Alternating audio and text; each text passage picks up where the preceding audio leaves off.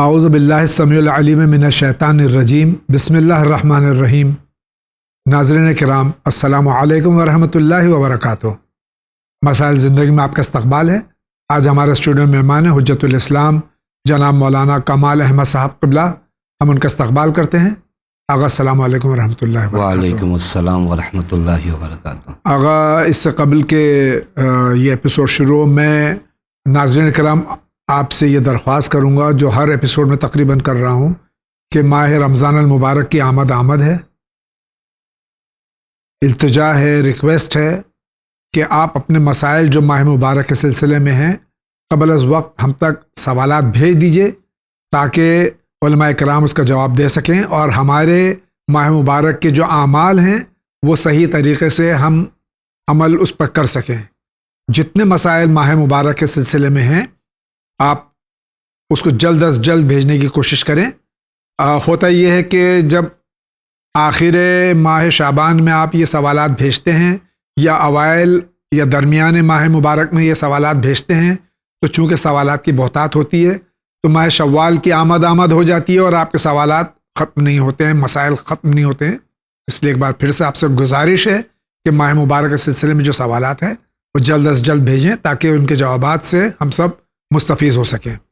آئیے آغا، آپ کا بہت بہت خیر مقدم ہے۔ شکریہ، ہم بھی خدا سے دعا گو ہیں کہ اللہ تعالی ہم سب کی عبادتوں کو، طاعتوں کو شرف قبولیت عنایت فرمائے۔ الہی آمین۔ اگر آپ کی اجازت ہو تو ہم پروگرام بسم شروع اللہ۔ کریں۔ آئیے دیکھتے ہیں سب سے پہلے سوال کہاں سے ہے۔ السلام علیکم، میرا نام سید ریاض حسین جعفری، میں ناگپور شہر سے بول رہا ہوں۔ جاوید بھائی اور مولانا صاحب، آج میرا کوئی سوال نہیں ہے۔ میں تو تقریباً 10 سال سے، یا جب سے چینل وین مسائل زندگی علی جاوید زیدی صاحب کی رہنمائی میں آغاز ہوا ہے، سوال بھی کرتا ہوں اور اس سے مسائل زندگی کو برابر سنتا رہتا ہوں۔ اس چینل وین کی کچھ خصوصیات بیان کرنے کا موقع ملا ہے جو بہت خاص ہے، اسے نظر انداز نہ کیجیے گا۔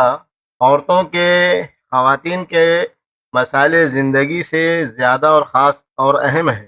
نمبر 1، آج سے 1400 سال تک کوئی بھی مومن یا مسلمان بھائی، شیعہ بھائی یا کوئی بھی انجمن اس بات کی طرف متوجہ ہوئی ہو کہ ہم پیغام حسینی علیہ السلام، اسلامی پیغام انسانیت کو ٹی وی کے ذریعے یا چینل کے ذریعے ساری دنیا تک پہنچائے۔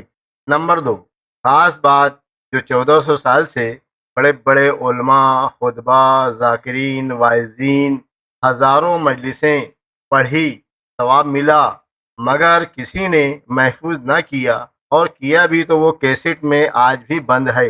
نمبر 3، اس چینل کا فائدہ، چینل وین کا فائدہ یہ ہے کہ جو امام مظلوم کربلا، امام حسین سید الشہداء علیہ السلام کا پیغام انسانیت، حضور پاک حضرت محمد مصطفیٰ صلی اللہ علیہ وآلہ وسلم کا پیغام اسلامی ہے، بارگاہ میں مجلس ہوئی، مومنین کو ثواب ملا، مگر آج اس چینل وین کے ذریعے سے دین حق عام ہو گیا۔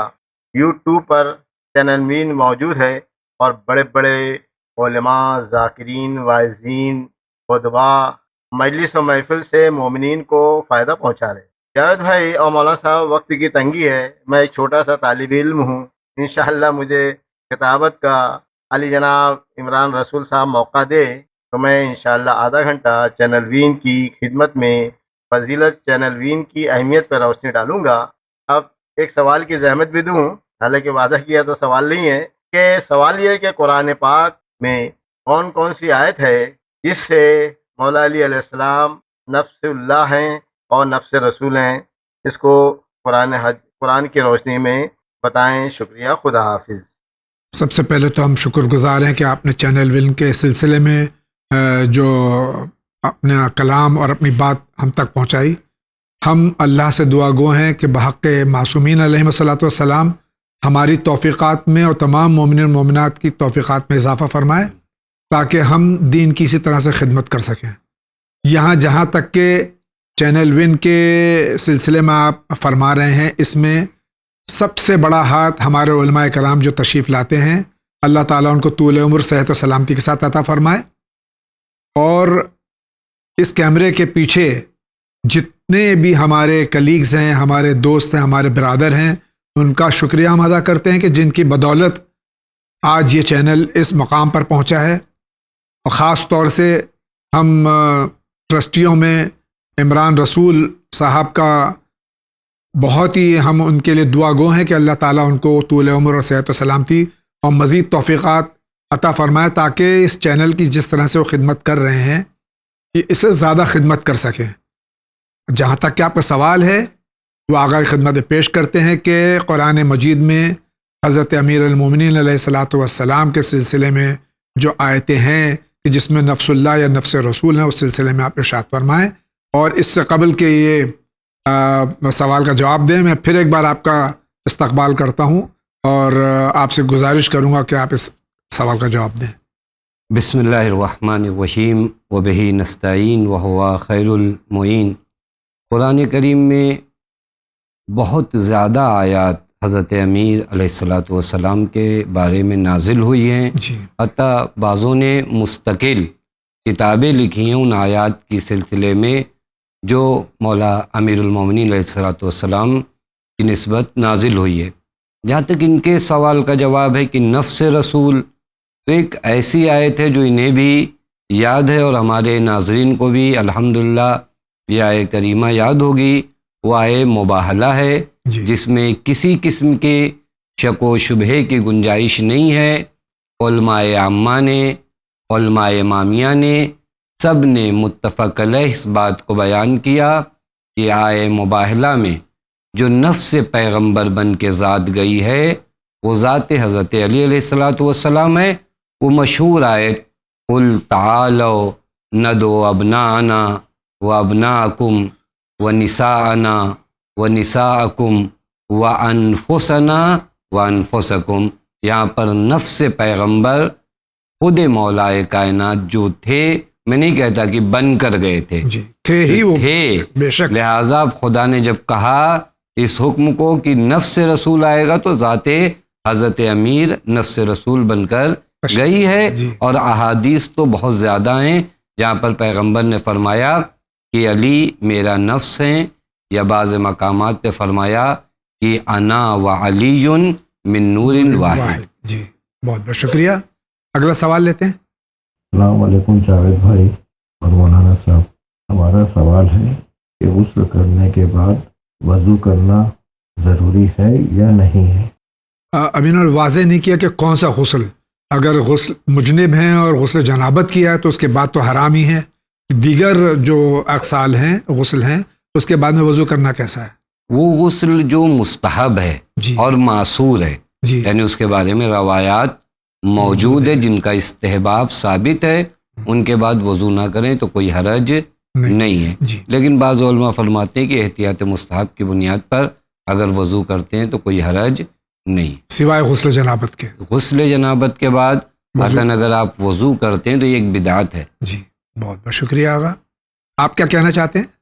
السلام علیکم زید بھائی، میں افغانستان سے غلام حسین بول رہا ہوں۔ آپ کا چینل ون دیکھتے ہیں ہم یہاں پہ، تو بہت معلومات ہے اس میں۔ اللہ تعالیٰ چینل ون کو ترقی دے اور آپ لوگوں کو بھی خوش رکھے جنہوں نے یہ کر رہے ہیں، تو اللہ تعالیٰ کامیابی دے۔ اور اس کے علاوہ میں نے اپنے ذہن کے مطابق ایک بات آپ سے بولی تھی کہ ممبر کے اوپر جو آیت الکرسی لکھی ہوئی تھی پیٹھ کے پیچھے، تو یہ ایک اچھا اقدام نہیں ہے۔ بس میرے اپنے ذہن کے مطابق یہ بات تھی، میں نے آپ تک پہنچائی ہے۔ تو اللہ تعالیٰ آپ کو ترقی دے۔ چینل ون بہت اچھا جا رہا ہے، بڑی اچھی معلومات ہوتی ہیں۔ ہم لوگ کابل میں یہی دیکھتے ہیں ڈش ٹی وی کے ذریعے۔ تو اور کوئی انشاءاللہ رابطہ رہے گا آپ کے ساتھ۔ اللہ حافظ جی۔ آغا، یہ بہت خوشی کی بات ہے کہ مختلف ممالک سے، کنٹریز سے چینل ون کو سراہا جاتا ہے، اور یہ خاص طور سے مسائل زندگی اور دیگر پروگرامز دیکھے جاتے ہیں۔ لیکن پہلی بار یہ ہم اپنے بھائی کو افغانستان سے سن رہے ہیں، کابل سے ہمارے بھائی فون کر رہے ہیں، اور میں ان کا بہت شکر گزار ہوں۔ اور بقول ان کے کابل میں عام ہے، ڈش ٹی وی پہ یہ چینل ون ملاحظہ فرماتے ہیں۔ اور جہاں تک ان کا یہ سوال ہے، اس کا بھی آپ جواب دیں گے جو انہوں نے کہا ہے، اور اس کا بھی جو ان کا سوال یا ان کا اعتراض ہے، مجھے پتہ نہیں کس ممبر کی بات کر رہے ہیں کہ جس کے پشت پہ آیت الکرسی لکھی ہوئی ہے، تو ظاہر ہے کہ ان کو اچھا نہیں لگا۔ اس سلسلے میں کیا فرماتے ہیں آپ؟ دیکھیے، اچھی بات ہے کہ ان کا یہ اعتراض ہے جی، کہ اگر قرآن کریم کی کوئی آیت کریمہ کوئی بھی آیت کریمہ، خاص کر آیت الکرسی اگر میری پشت پہ پڑ رہی ہے اور بے احترامی ہو رہی ہے تو مناسب نہیں ہے. ہم قرآن کریم کا احترام ہر لحاظ سے، یعنی تعلیمی لحاظ سے بھی اور ظاہری لحاظ سے بھی کرنا ہم پر لازم اور ضروری ہے.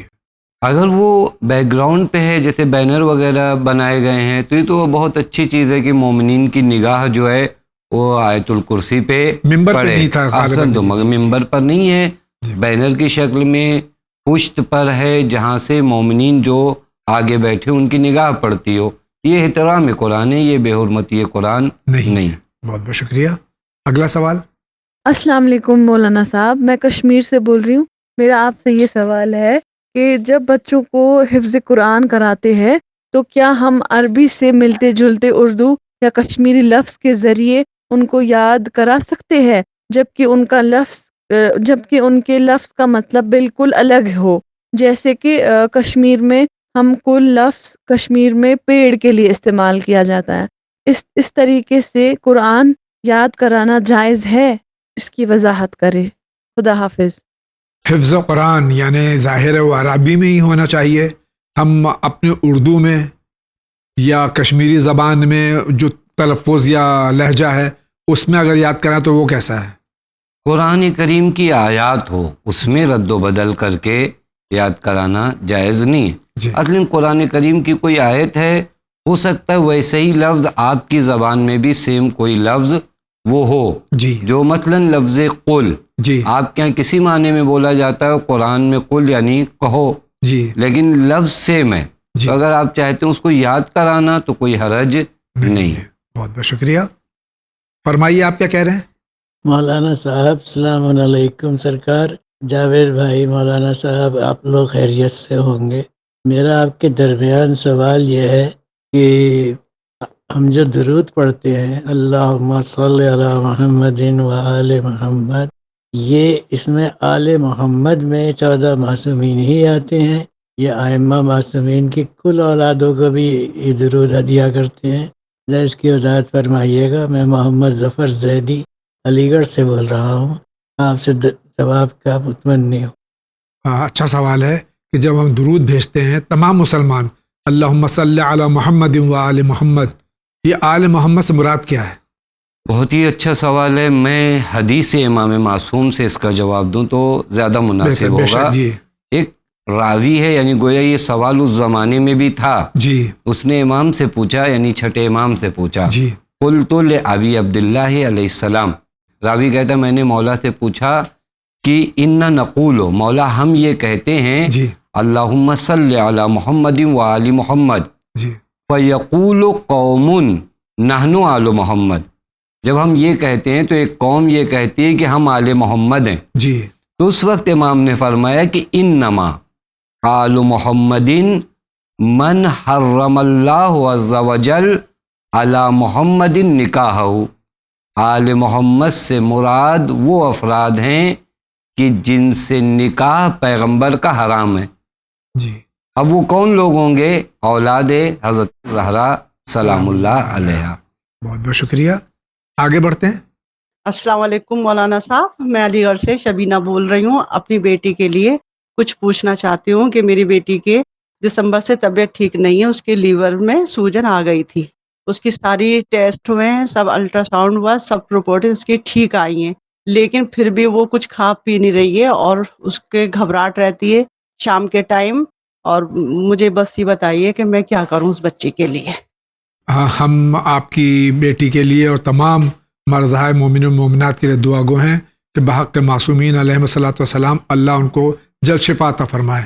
یقیناً یہ علاج کرا رہی ہیں اپنی بیٹی کا، لیکن اس کے باوجود جو یہ عارضہ بتا رہی ہیں اس سلسلے میں آپ کیا فرماتے ہیں؟ جی، بعض مقامات پہ ملتا ہے، بعض جگہوں پہ ملتا ہے کہ اگر نماز صبح کے بعد 40 دنوں تک اس دعا کی تلاوت فرمائیں.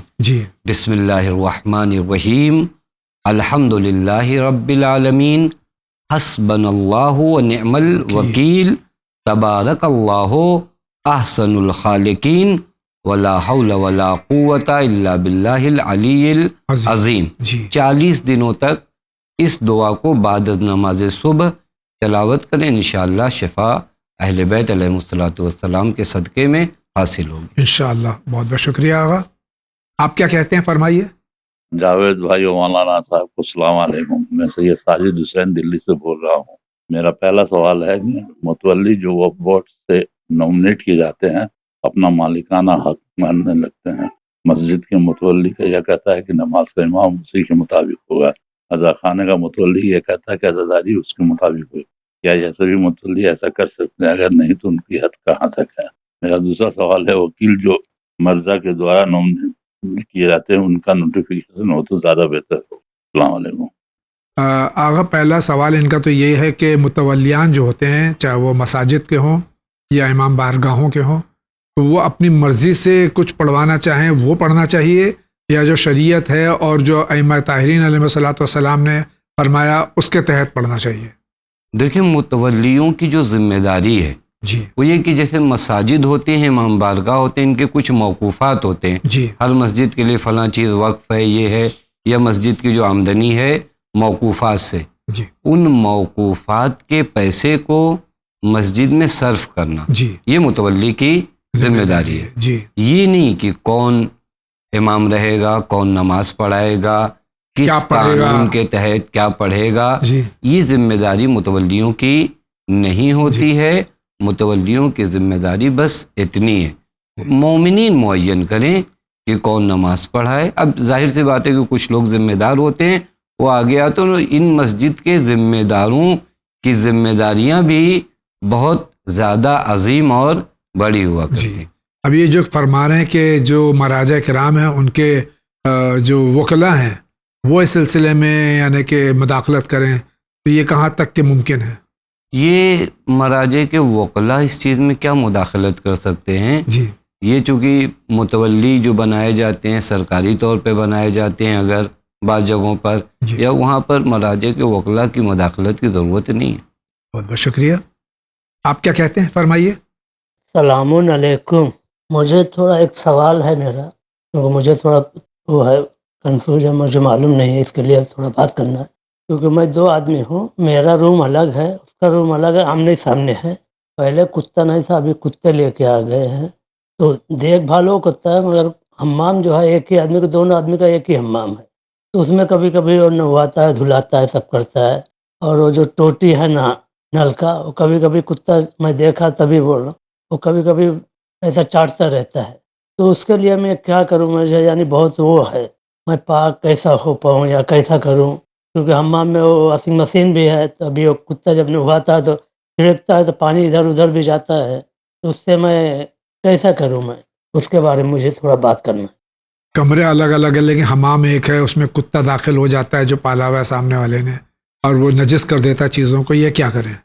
یہ حمام جانے کے پہلے یعنی نہانے سے پہلے کوشش کریں کہ ان تمام چیزوں کو جو ہے پاک کر لیں، اس کے بعد نہا لیں. اس طرح ان کا کام آسان ہو سکتا ہے، اور اگر ممکن ہو تو ایسی جگہ کو بدل دیں اگر کرائے کا مکان ہو. بہت بہت شکریہ.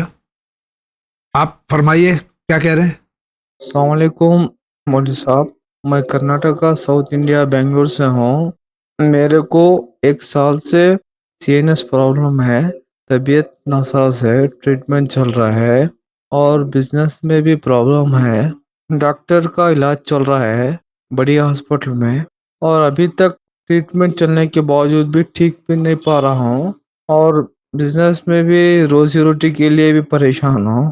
سال کے پہلے میرا الحمدللہ بزنس بھی اچھا چل رہا تھا اور میری طبیعت بھی اچھی تھی.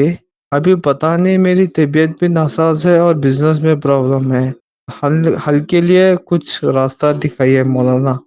ہمارے بھائی علاج بھی کر رہے ہیں، اپنا بیمار ہیں، یقیناً جب بیمار ہیں تو اس وجہ سے بزنس بھی ڈاؤن ہے، اس میں کچھ نہیں کر پا رہے ہوں، اس وجہ سے بزنس شاید ڈاؤن ہے. اس سلسلے میں کوئی وظیفہ چاہتے ہیں؟ جی ان سے التماس کریں گے کہ استغفار کریں. جی ہر مرض کا ایک علاج بہت اہم ہے جی جس کی جانب ہم لوگ کم متوجہ ہوتے ہیں، وہ استغفار ہے. بارگاہ پروردگار عالم میں انسان توبہ کرے، بازگشت کرے، لوٹے، جی وہ استغفر اللہ واقعاً سچے دل سے کریں. جی اور اس کے بعد بعض دعائیں بھی ہیں، جیسے نماز صبح کے بعد اس دعا کو جہاں تک ہو سکے ریپیٹ کریں. اللہم اغننی بحلالک ان حوامک و بفضلک امن سواک. اس دعا کی اگر تکرار اور ریپیٹ کریں گے انشاءاللہ خدا محمد و آل محمد کے صدقے میں ان کی حاجتوں کو پوری کرے انشاءاللہ.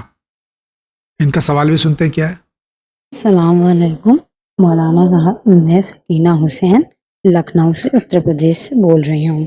مجھے یہ پوچھنا ہے کہ ایک عرفہ شب برات سے پہلے لوگ مناتے ہیں، کیا وہ صحیح ہے، یا جو عرفہ 9 بقرعید کو منایا جاتا ہے وہ صحیح ہے؟ دیکھیے ہمارے پاس عرفہ ہی ایک ہے، جی وہ ہے 9 ذی الحج کو، جی جو روایات میں بھی اور نہایت اہم دن ہے. بے شک. جی. یعنی حتیٰ بعض روایات میں نے دیکھا کہ امام سید سجاد علیہ الصلاۃ والسلام نے روز عرفہ ایک فقیر کو بھیک مانگتے ہوئے دیکھا تو مولا نے فرمایا کہ آج کے دن تم مخلوق سے مانگ رہے ہو، یعنی آج کا دن اتنا معتبر ہے کہ آج کے دن صرف خالق سے مانگو. وہ عرفہ 9 ذی الحج کو ہے جس کے اعمال مفاتیح الجنان میں بھی موجود ہیں، اور اس عرفے کا تعلق حاجیوں سے ہے. جی در حقیقت وہ میدان عرفہ میں جو ظہر کے بعد سے غروب تک کا قیام ہوتا ہے میدان عرفہ میں، جی. اور اس کے لیے روایات میں بھی کہ جناب آدم علی نبینا وعلیہ علیہ الصلاۃ والسلام اور جناب حوا اسی جگہ پر ملے تھے، جی یا بعض مقامات پر ہے کہ اس جگہ پہ تعارف اور پہچان ہوا جی ملائکہ کا بعض جناب ابراہیم سے. جی. یعنی وہ ایک الگ مرحلہ ہے، جی اس کے اعمال ہیں، غسل ہے، دعائے عرفہ ہے، حتیٰ روزہ مستحب ہے. وہ مشہور دعا، وہ تاریخی دعا جو سرکار سید الشہداء کی ہے، وہ اسی دن کے لیے مروی ہے، تو وہ روز عرفہ ہے. جی. اس عرفہ کے بارے میں آج تک ہم نے یہ پاکی کہیں کتاب پر کی ایجاد ہو سکتی ہے، جی تو اس طرح کا کوئی لفظ عرفہ ان دنوں کے لیے نہیں آیا. اگر ہم اپنے مرحومین کو ایصال ثواب کرتے ہیں، یہ ایک دوسرا مرحلہ ہے، وہ آپ کسی دن بھی کر سکتے ہیں. بہت بہت شکریہ. آگے بڑھتے ہیں.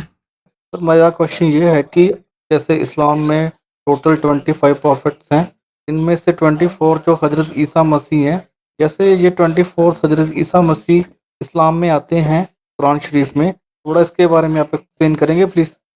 اسلام میں 25 نبی نہیں، 1,24,000 انبیاء علیہ الصلوۃ والسلام ہیں.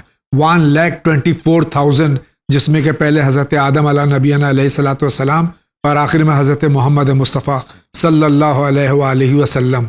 ان کا سوال یہ ہے کہ جو 25 نبیوں کے نام تقریباً پائے جاتے ہیں، اس میں 24واں نام حضرت عیسیٰ علیہ نبینا علیہ الصلوۃ والسلام کا، اس سلسلے میں دریافت فرما رہے ہیں. جی یعنی وہ تعداد جو آپ نے بیان کیا 1,24,000 انبیاء ہیں، ان میں بھی بعض جو ہے اولو العزم انبیاء ہیں جو 5 ہیں، اور جو نام کی بات ہے وہ 25 انبیاء کے نام موجود ہیں.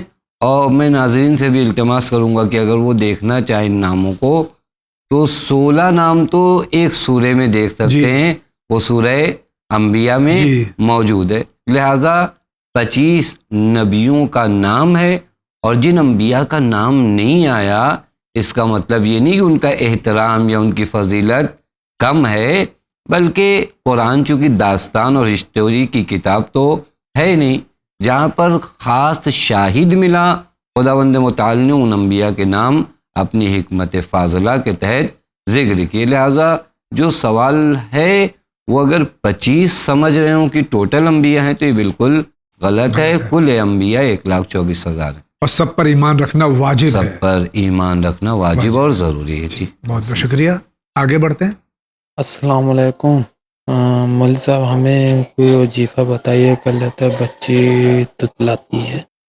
ان کی بچی تتلاتی، کوئی وظیفہ بتا دیں تاکہ ان کا تتلانا کم ہو جائے. جی یہ بھی ایک قرآن کریم کی آیہ کریمہ ہے، کافی مشہور آیہ کریمہ ہے، جس کو بعض اوقات ذاکرین ممبر پہ جانے سے پہلے پڑھتے ہیں. وہ جناب موسیٰ علیہ نبینا وعلیہ الصلوۃ والسلام ہے. اس آیہ کریمہ کو آپ دیکھ سکتے ہیں، رب اشرح لی صدری ویسر لی امری واحلل عقدۃ من لسانی یفقہوا قولی.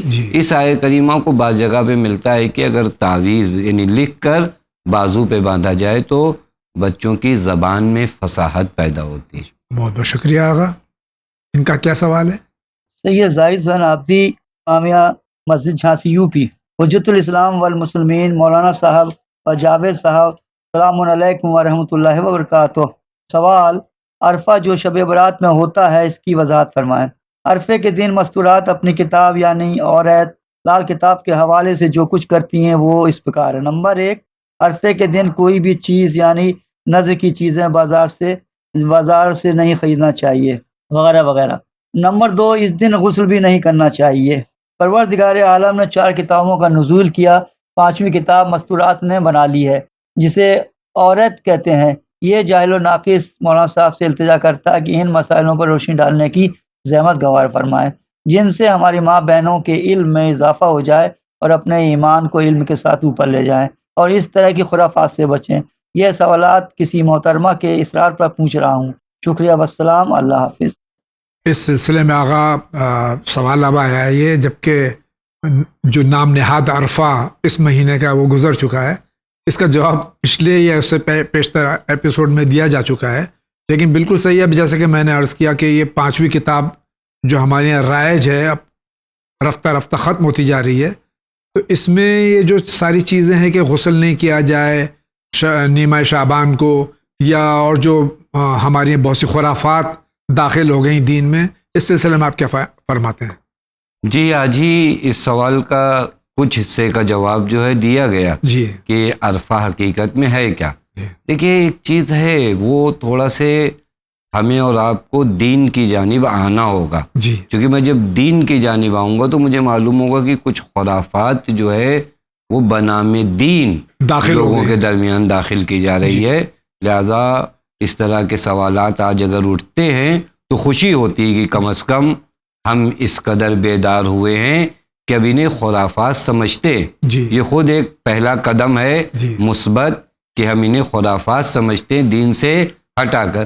بعض چیزیں وہ ہیں جو پیغمبر اکرم کی بعثت کے درمیان اگر آپ دیکھیں، پیغمبر نے ایک سب سے بڑا جو قیام کیا ہے وہ خرافات کے خلاف قیام بے کیا۔ شک جی یعنی جو زمانے پیغمبر میں خرافات رائج تھے، پیغمبر نے ایک لمحے کے لیے انہیں برداشت نہیں کیا۔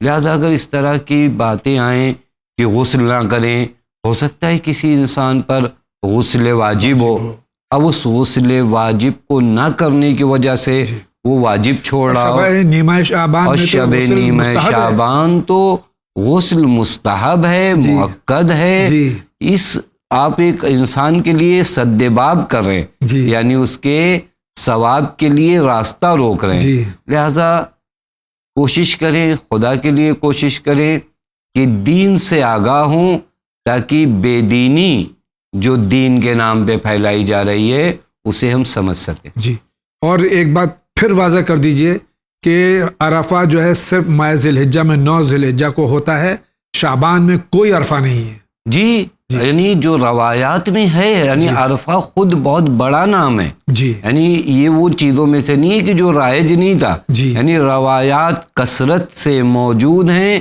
9 ذی الحجہ کے لیے۔ اور میں تو کہتا ہوں کہ شاید پوری دنیا عرفہ کو نہ جانے، لیکن شیعان حیدر کرار کو عرفہ خوب یاد ہونا چاہیے، کیونکہ وہ تاریخی دعا جو روز عرفہ سرکار سید الشہداء سے منقول ہے، اس کا کہیں ثانی موجود نہیں ہے۔ لہذا کم از کم اس دعا کے صدقے میں ہم اس بات کو یاد رکھیں کہ عرفہ 9 ذی الحجہ کو ہے۔ بہت بہت شکریہ آغا، آگے بڑھتے ہیں۔ وعلیکم جاوید بھائی، مولانا صاحب، میں فاطمہ دہلی سے بول رہی ہوں۔ مولانا صاحب، یہ ذرا معلوم کرنا تھا کہ نوروز جو ہے وہ ظاہر ہے وہ بہت ہی امپورٹنٹ فیسٹیول ہے، اور نوروز کی جو اہمیت ہے وہ آج سے نہیں، کافی عرصے سے ہم نے دیکھا ہے اہل تشیع کے جو کافی عالم لوگ ہوتے ہیں وہ بھی اس کو سیلیبریٹ کرتے ہیں، تو اس کی کوئی امپورٹنس آبویسلی ہے بہت زیادہ۔ اور یہ ساری چیزیں ان امپورٹنٹ ہے کہ سواری کس کی ہے یا کس رنگ کی چیز کے اوپر نظر ہو، مین چیز ہے کہ اس دن نظر ہوتی ہے حضرت علی علیہ السلام کی۔ تو لیکن ہمیں یہ جاننا ہے کہ اس دن کی امپورٹنس کیا ہے، اس دن کافی واقعات ہوئے تھے، تو اس کے بارے میں پلیز آپ ہمیں بتا دیں تو بہت مہربانی ہوگی۔ اور مولا مشکل کشا علیہ السلام کو کی تاج پوشی ہوئی تھی، اور بہت سارے انسیڈنٹ ہوئے تھے ریلیٹڈ ٹو مولا علی اور کافی پیغمبروں کے بھی. تو پلیز آپ ذرا اس کی ڈیٹیل بتا دیں، وضاحت کر دیں تو بہت مہربانی ہوگی. اور آپ سب کو شعبان مبارک ہو، امام مہدی علیہ السلام کی پیدائش مبارک ہو بہت بہت. السلام علیکم. یہ جو نوروز کے سلسلے میں بہن کا سوال ہے، اس کا کیا جواب ہے؟ جی، نوروز کے سلسلے میں روایات کثرت سے موجود ہیں. جی. ایک روایت ہے مولا ابن خنیس، جی، جو امام جعفر صادق علیہ السلام کے شاگرد ہیں، شاگرد اور اصحاب میں سے ہیں. جی. انہوں نے آ کر مولا سے دریافت کیا، جی. تو مولا نے وہاں پر نوروز کے دن کی کچھ خصوصیات بیان فرمائی. جی. ان میں سے چند خصوصیات یہ ہے کہ مولا نے فرمایا کہ اس دن خداوند متعال نے لوگوں سے عہد و میثاق لیا جی. کہ وہ میرے علاوہ کسی اور کی پرستش نہ کریں، اور اس دن خدا نے محمد و آل محمد کی ولایت کا میثاق لیا. جی. یعنی یہ نوروز کا دن. خود اسی روایت میں مولا فرماتے ہیں کہ آج ہی کا دن تھا جب پیغمبر اکرم صلی اللہ علیہ وآلہ وسلم نے مولا کائنات کو اپنے شانوں پہ بلند کیا اور بت توڑے گئے. جی. یعنی بت شکنی کا دن بھی آج کا دن تھا. اور روایت میں اگر آپ دیکھیں جنگ نہروان بھی جی. اسی دن واقع ہوئی ہے. حتیٰ اس روایت میں جو مولا ابن خنیس سے امام نے فرمایا کہ کوہ جودی پر کشتی جناب نوح کا قیام بھی اسی دن ہوا. اس طرح کی روایات میں اس دن کے جو اہم اور نازک اور بہت مہم پہلو ہیں وہ موجود ہیں. اور بہن نے خود بھی کہا کہ بہترین چیز ہے کہ ہم اس دن مولا کائنات کی نظر کرائیں. دیگر وہ چیزیں کہ وہ سواریاں اور وہ رنگ وہ ثابت نہیں ہے روایات سے، لہذا ان کی جانب توجہ کرنے کی ضرورت نہیں ہے. گویا آپ اس روز کو روز ولایت کی طرح منائیے. جی، بہت بہت شکریہ آغا. آپ فرمائیے، آپ کیا کہہ رہے ہیں؟ السلام علیکم، میں احمد آباد سے ذاکر حسین بول رہا ہوں. میرے کو نماز میں پڑھتا ہوں تو سجدہ ہاتھ میں لے کے پڑھتا ہوں، تکلیف ہے تو وہ نماز میری قبول ہوئے گی کہ نہیں؟ معذور ہیں، سجدہ نہیں کر پاتے ہیں، تو ہاتھ میں سجدہ کا لے کے اگر جھک کے سجدہ کر لیتے ہیں تو یہ کیا کافی ہے؟ کافی ہے جی، اللہ تعالیٰ قبول کرے گا. اگر چاہتا ہے یہاں تک کہ آپ اس سجدے کو ہاتھ بھی نہیں لے سکتے اور اس کنڈیشن میں کہ فقط اشارے سے سجدہ کر سکتے ہیں تو اتنا کافی. بہت بہت شکریہ. آگے بڑھتے ہیں. السلام علیکم رحمۃ اللہ وبرکاتہ. جناب، میں کرناٹکا سے بول رہی ہوں. میرا یہ سوال ہے کہ گزارش کرتی ہوں کہ میرے سوال کا جواب دے دیں آپ. کیا اللہ تعالیٰ کی نظروں میں ہم کسی کو مدد کرنا کیا گناہ ہے؟ کسی کو بھی ہم مدد کریں، ہر ایک انسان ہم کو تکلیف دیتا ہے. جس انسان سے ہم حد سے زیادہ انسانیت دکھائے وہی انسان ہم کو آنسو دیتا ہے، جھوٹا الزام دیتے ہیں. کیا نیکی کرنا گناہ ہے؟ کسی کو مدد کرنا گناہ ہے؟ کیا ہماری تقدیر ہی خراب ہے؟ پلیز آپ اس سوال کا جواب دیجیے. ہم کسی پہ احسان کرتے ہیں، وہ شر پیدا کرتا ہے. بہن کا سوال یہ ہے. دیکھیے، گھبرانے کی ضرورت نہیں ہے. میں آپ سے التماس کروں گا کہ آپ کا اجر ایک ایسی جگہ پر محفوظ ہے جہاں سے ضائع نہیں ہوگا. جی بے شک. اور وہ اجر عند اللہ ہے. خود قرآن کریم کہتے ہیں ان اللہ لا نضیع اجر المحسنین. ہم محسنین کا اجر ضائع نہیں کرتے. لہٰذا یہ دنیا والے اگر مجھے کسی میرے نیک کام کا بدلہ برے طریقے سے دیتے ہیں تو یہ ان کے اعمال ہیں، اس میں میری کوئی خطا نہیں ہے. میرا اجر میرے خدا کے نزدیک محفوظ ہے، اور یقین ہے کہ پروردگار عالم واضح لفظوں میں کہتا ہے فَمَن يَعْمَلْ مِثْقَالَ ذَرَّةٍ خَيْرًا يَرَهُ. ذرہ برابر بھی نیکی اگر تم نے کیا ہے کل اسے بھی تم دیکھو گے. لہذا دنیا والوں سے اجر کا مطالبہ کرنا معنی نہیں رکھتا. آپ خدا سے اجر مانگو اور خدا کے آپ کا اجر محفوظ ہے. گھبرانے کی ضرورت نہیں ہے. آپ بندگی پر ڈٹی رہیے. بہت بہت شکریہ. ان کا کیا سوال ہے دیکھتے ہیں. السلام علیکم جاوید انکل، مولانا صاحب. میں محمد بول رہا ہوں دہلی سے. مولانا صاحب میرے دو سوال ہیں، اگر اس کی آپ وضاحت کر دیں تو آپ کی بہت بہت مہربانی ہوگی. ایکچولی کچھ میرے دوست ہیں جو مجھ سے یہ پوچھتے ہیں کہ آپ لوگ جو یہ ون چینل پہ ڈرامے اور یہ پکچرز آتی ہیں تو اس کا تو بہت سے مولانا صاحب لوگوں نے کہا ہے کہ اس کا پیسہ جو ہوتا ہے وہ حلال نہیں ہوتا ہے پکچرز کا اور اس کا. تو یہ بتائیے کہ جو ایرانی ڈرامے اور پکچرز ہوتے ہیں تو یہ اس کا پیسہ جو ہے وہ جائز ہے یا نہیں؟ اس سوال کی اگر آپ وضاحت کر دیں تو آپ کی بہت بہت مہربانی ہوگی. اور دوسرا سوال میرا یہ ہے کہ جو امام حسن عسکری علیہ السلام کے جو بھائی جعفر تھے وہ ایک ہی ماں سے دونوں تھے یا ان کی ماں ڈفرینٹ تھی؟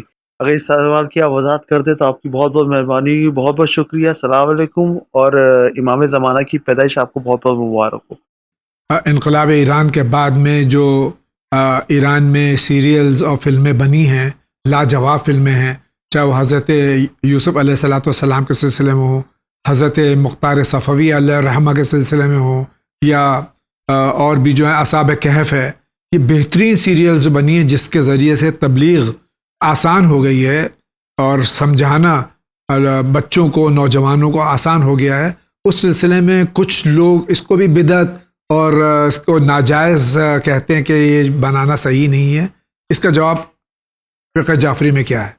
جی، ہمارے سارے مراجع کرام اس طرح کے مسئلے کو جائز مانتے ہیں. جی. اور یہ ایک ہنر ہے، اپنے ہنر کا. حتیٰ وہ لوگ جو کام کرتے ہیں ان فلموں میں یا سیریلز میں، اس طرح کے فلموں اور سیریل میں، وہ باقاعدہ اپنا ہنر دکھاتے ہیں، اس ہنر کی اجرت پاتے ہیں. بالکل جائز ہے، مراجع کی جانب سے کوئی معنی نہیں ہے. اور بلکہ میں کہوں گا کہ دین اسلام کی تبلیغ کا ایک بہترین راستہ ہے. کیونکہ بہت سی باتیں ہم کان سے سنتے ہیں، بہت جلدی کیچ نہیں کر پاتے. بعض مناظر کو میں اپنی آنکھوں سے دیکھتا ہوں تو بہت جلدی میرے لیے ان مناظر کو سمجھنا آسان ہو جاتا ہے. جیسا کہ ہمارے بچے بھی اس بات کو دیکھ رہے ہوں گے کہ اب جناب مختار کا جو سیریل ان کے عنوان سے بنا، آج لوگوں کو ہسٹری یاد ہو گئی. یا اسی طرح امام علی علیہ الصلوۃ والسلام کا سیریل بنا، وہ ہسٹری یاد ہو گئی. یہ بہترین قدم ہے. اللہ تعالیٰ سے دعا گو ہیں کہ ہم اور زیادہ تاریخ اسلام کو پردوں تک لے آئیں. دوسرا سوال یہ ہے کہ حضرت امام حسن عسکری علیہ الصلوۃ والسلام کے ایک بھائی جو تھے حضرت جعفر، ان کے بارے میں یہ پوچھ رہے ہیں کہ ان کی والدہ الگ تھی یا سیم والدہ تھی؟ جی، اس کے بارے میں بھی دو طرح سے ملتا ہے. بعض علماء میں نے دیکھا، علامہ سید محمد تاج الدین علی ابن احمد حسینی عاملی نے التتمہ فی تواریخ الائمہ میں نقل کیا ہے کہ امام علیہ الصلوۃ والسلام اور یعنی امام حسن عسکری علیہ الصلوۃ والسلام و جعفر ایک ہی ماں سے تھے. اور بعض جگہ پہ ملتا ہے کہ نہیں، ان کی ماں کا نام حدق تھا اور جبکہ امام کی والدہ کا نام سوسن تھا. لہٰذا اس طرح کے اختلافات ہیں. بہت بہت شکریہ. آگے بڑھتے ہیں. السلام علیکم مولانا صاحب، جاوید بھائی، میں فاطمہ جلی سے بول رہی ہوں. آپ سے ایک سوال ہے کہ مسلمانوں کو بہت زیادہ یہ غلط فہمی ہے کہ ہم ہر حال میں جنت میں جائیں گے، لیکن جہاں تک ہم نے پڑھا ہے، قرآن کو سمجھا ہے، بے شک اللہ رحمان و رحیم ہے، لیکن اعمال کی بیسس پہ، کیریکٹر اعمال کی بیسس پہ ہوگا اور تقوی کی بیسس پہ ہوگا کہ جس کے اچھے اعمال ہوں گے وہ جنت میں جائے گا. اور اس کے بارے میں ذرا سا کس آیت میں لکھا ہے قرآن کی، آپ پلیز ذرا بتائیں. کہیں کیا لکھا ہوا ہے، یہ چیز موجود ہے کہ سارے مسلمان جو ہیں وہ جنت میں جائیں گے؟ ایسا خدا کا وعدہ کس آیت میں ہے؟ پلیز آپ ضرور بتا دیں. یہ بہت امپورٹنٹ سوال ہے. کافی مسلمز کو اگر مس انڈرسٹینڈنگ ہے تو وہ کلیئر ہونا چاہیے کہ جنت اور جہنم کا جو تصور ہے وہ جسٹس پہ ہوگا اور کیریکٹر پہ ہوگا اور اعمال پہ ہوگا. تو اگر پلیز آپ یہ بتائیں کہ اگر یہ چیز موجود ہے کسی آیت میں کہ سارے مسلمان جنت میں جائیں گے تو پلیز آپ اس آیت کے بارے میں ضرور ہمیں بتا دیں اس پروگرام مسائل زندگی میں. بہت بہت شکریہ. السلام علیکم. یہ بہن فرما رہی ہیں کہ کچھ مسلمانوں کا عقیدہ ہے کہ سارے مسلمان جنت میں جائیں گے، جبکہ ان کا کہنا ہے کہ صرف اعمال کے ساتھ میں کیا پہلے عقیدہ اور اعمال یہ دونوں اگر ہوں تو جائے گا جنت میں؟ جی، عقیدہ تو بیس ہے. پھر اس کے بعد عقیدہ جتنا محکم ہوگا اعمال اتنے اچھے ہوں گے. حتیٰ بعض لوگ جو کہتے ہیں کہ نہیں عقیدہ صحیح ہونا چاہیے اعمال کیسا بھی ہو، یہ بھی نہیں ہو سکتا سوال ہی کیونکہ جیسے ہی آپ کا عقیدہ اچھا ہوگا آپ کے اعمال کیا ہوں گے، اچھے ہوں گے. جی تو جو فرمانے تو لہٰذا اہم چیز بیس ہے، بنیاد ہے، وہ نام ہے عقیدہ. اب اس عقیدے پر آپ کے اعمال کی عمارت کھڑی ہوتی ہے. جی اگر وہ بیس ہی نہ ہو تو وہ اعمال کی عمارت کھڑی نہیں ہوتی. لیکن ان کا اگر یہ سوال پوچھنے کا مقصد یہ ہے کہ لوگوں کے ذہن میں یہ کہ میں کچھ بھی کروں اور جنت میں جاؤں، تو ایسا ہرگز نہیں ہے. قرآن کریم صاف لفظوں میں ارشاد فرماتا ہے وَمَن يَعْمَلْ مِثْقَالَ ذَرَّةٍ خَيْرًا يَرَهُ وَمَن يَعْمَلْ مِثْقَالَ ذَرَّةٍ شَرًّا يَرَهُ. یا تک جنت میں جانے والوں کے لیے جو قرآن کنڈیشن بتاتا ہے سورہ نازعات میں آیت نمبر 40 اور 41 میں واضح طور پر ہے وَأَمَّا مَنْ خَافَ مَقَامَ رَبِّهِ وَنَهَى النَّفْسَ عَنِ الْهَوَىٰ. وہ جو اپنے پروردگار عالم سے خوف کھاتا ہے، یعنی مقام ربوبیت کو نظر میں رکھ کے اور ہوائے نفس سے اپنے آپ کو بچاتا ہے. فَإِنَّ الْجَنَّةَ هِيَ الْمَأْوَىٰ. اب جنت اس کی منزل ہے. بے شک جی. بس جنت یوں ہی نہیں ہے جی. یا حتیٰ اگر یہ اور بھی آیات کریمہ دیکھنا چاہیں تو سورہ توبہ کی آیت نمبر 100 ہے. لہذا کسی کے وہم و خیال میں یہ طے ہے کہ میرے اعمال کیسے بھی ہوں آخر کار فضل خدا شامل حال ہوگا. جی. وگرنہ ہمارے اعمال تو ایسے ہیں کہ جو ہم نے نماز بھی پڑھی ہے اس کی حقیقت ہمیں معلوم ہے کہ ہم نے کیسی نماز پڑھی ہے. لیکن یہ کہ خدا کی عدالت پہ حرف آ جائے میں جو کچھ کروں اللہ تعالیٰ مجھے جنت میں بھیجے، تو پھر اتنے انبیاء بھیجنے کا کوئی معنی نہیں تھا، ائمہ علیہم الصلاۃ والسلام کو بھیجنے کا کوئی معنی نہیں تھا اگر یوں ہی سب کو جنت میں جانا ہوتا. بہت بہت شکریہ. آگے بڑھتے ہیں. مقدمے کے بارے میں اللہ سے دعا کرنا کہ اللہ تعالیٰ ہمارا یہ جو ناجائز مقدمہ کر رکھا ہماری بہو نے ہمارے بیٹے کے اوپر، اللہ اس کا مقدمہ بری ہو جائے. بقول ان کے بیٹے پہ ناجائز مقدمہ دائر کیا ہوا ہے. ہم دعا گو ہیں کہ اللہ تعالیٰ اگر یہ حق پہ ہیں تو اللہ تعالیٰ ان کو اس مقدمے سے ان کے بیٹے کو آپ دعا فرما دیجیے. اللہ تعالیٰ تمام وہ اسرا، تمام وہ لوگ جو بلا جرم و خطا قید میں ہیں ان سب کو آزادی نصیب فرمائے. الہی آمین. آگے بڑھتے ہیں. السلام علیکم، میں گوا سے بول رہی ہوں. دودھ میں برکت آنے کے لیے کوئی آیت یا دعا ہے؟ یہ غالباً اپنے بچے کو شیر پلاتی ہیں، اس میں برکت کے لیے کوئی دعا بتا دیجیے. اس سورہ بقرہ میں آیت نمبر 74 جی. اس آیت کریمہ کو لکھ کر زعفران سے لکھیں اور پی لیں، انشاءاللہ جو ہے خدا شفا. بہت بہت شکریہ. آگے بڑھتے ہیں. السلام علیکم مولانا صاحب. السلام علیکم جاوید بھائی. حضور آپ نے پچھلے ایپیسوڈ میں بتایا تھا کہ بھائی یہ جو کوئی آدمی بیمار ہو وہ ڈاکٹر نے روزہ رکھنے سے منع کیا ہو تو وہ ایک ایسا روزہ رکھ لے اور دوپہر تک کے ٹرائی کرے، اور اگر وہ روزہ اس سے نہ ہو سکے تو دوپہر میں کھول لے اور پھر جا کے وہ مطلب روزہ نہ رکھے، مگر ایک ایسا روزہ رکھ لے. مگر میرا سوال یہ ہے کہ میں نے پچھلے سال جب ایک روزہ رکھا فرسٹ ڈے تو اچانک سے میری طبیعت دوپہر میں خراب ہوئی اور مجھے وہ روزہ توڑنا پڑا 2 بجے کے قریب. میں ہائی بلڈ پریشر کا اور کولیسٹرول کا مریض ہوں، تو مجھے آپ بتائیں گے کہ یہ روزے کی مجھے اب قضا کرنی پڑے گی یا کفارہ بھرنا پڑے گا یا کیا کرنا پڑے گا؟ تو ذرا پلیز اس کی وضاحت کر دیجئے. خدا حافظ. ظاہر ہے کہ بیماری اگر طول پکڑے، روزہ رکھا ہے انسان نے ماہ مبارک رمضان کا اور دوپہر یا شام کے وقت افطار سے پہلے روزہ توڑنا پڑ جائے اور اگلے سال تک وہ اس قابل نہ ہو کہ وہ روزے کو قضا کر سکے، اس کے لیے کیا حکم ہے؟